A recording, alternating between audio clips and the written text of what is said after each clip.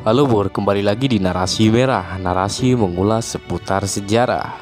Tokoh yang satu ini terbilang kontroversial dalam sejarah Indonesia karena dicap sebagai orang pertama yang membawa paham komunisme ke Indonesia. Meski begitu, ada hal unik serta menarik dari tokoh yang satu ini.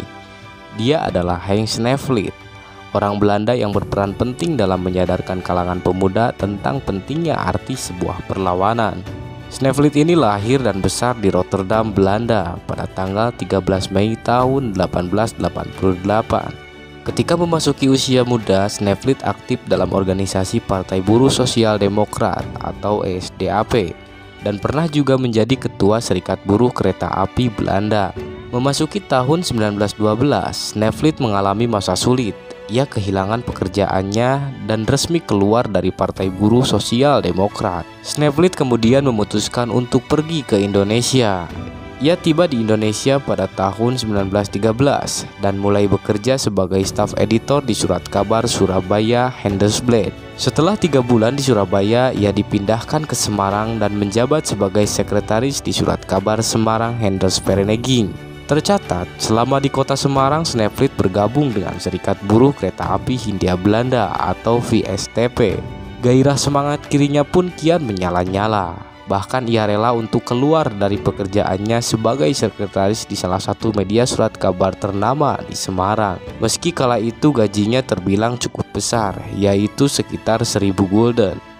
Pada tanggal 9 Mei di tahun 1914, Snelflit bersama kawan-kawan sosialisnya yaitu Brandstätter, Dekker, dan Bergsma mendirikan Indische Sociaal Democratische Vereniging atau disingkat menjadi ISDV, organisasi sosialis yang menjadi cikal bakal lahirnya PKI. Pada awalnya organisasi ISDV yang ia dirikan tidak dapat menarik simpati massa dan hanya sedikit yang bergabung.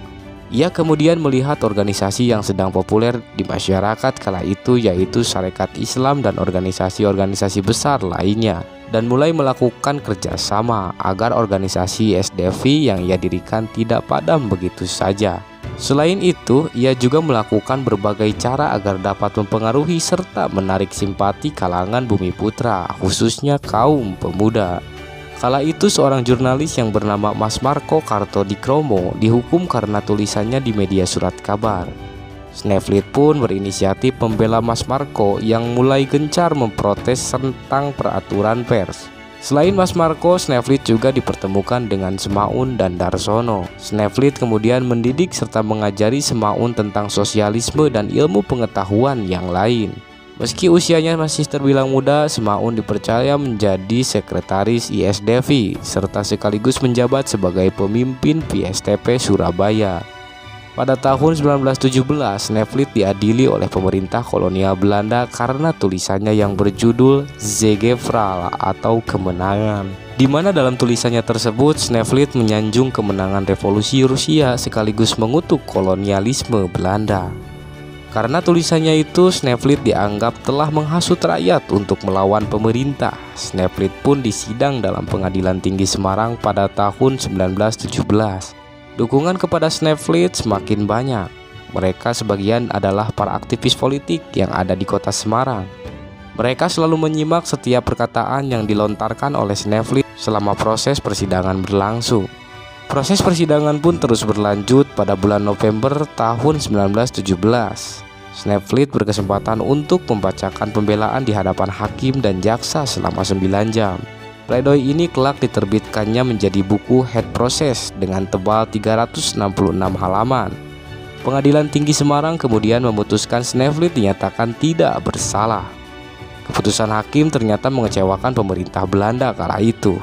Tak terima dengan putusan tersebut, Jaksa Agung yang bernama Unlenbeck mencoba naik banding. Unlenbeck mengajukan banding di Pengadilan Tinggi Batavia, akan tetapi hasilnya pun tetap sama. Pada bulan Maret tahun 1918, Snelflit dinyatakan bebas.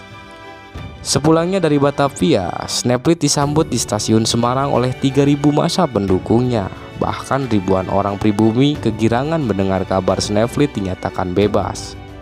Kegigihan Snelflit dalam melawan pemerintah kolonial Belanda membuahkan hasil, di mana jumlah anggota Bumiputra yang bergabung dengan ISDV dan Sarekat Islam Merah Semarang semakin bertambah.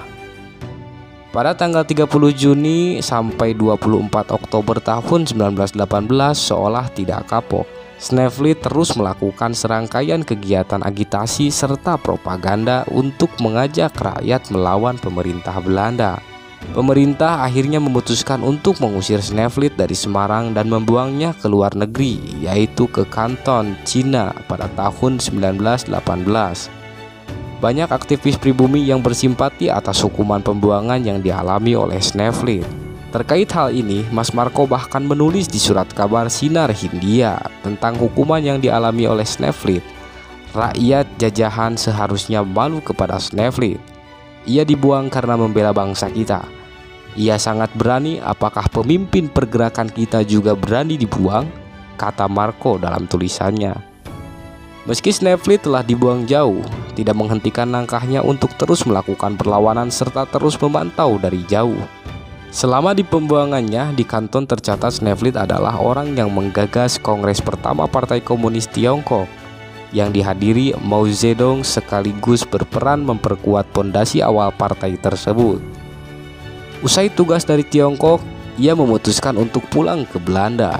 Di Belanda, Snelflit lebih banyak menghabiskan waktunya dalam gerakan buruh. Masalah kian memburuk ketika pada tahun 1940 Nazi Jerman menyerbu Belanda pada waktu itu. Snelflit yang tergabung dalam Front Marx-Lenin Luxemburg atau Front MLL gencar melakukan propaganda melawan pendudukan Nazi Jerman atas Belanda. Pada tahun 1942 merupakan akhir dari perjuangan Snelflit. Ia tertangkap dan tewas di tangan serdadu Nazi Jerman. Nah, itulah bor sejarah singkat Henk Snelflit, tokoh pembawa paham komunis ke Indonesia yang menjadi awal dari perlawanan rakyat Indonesia kepada pemerintahan kolonialisme Belanda. Bagaimana menurut kalian? Silahkan tulis di kolom komentar. Just merah bor, jangan sekali-kali merupakan sejarah.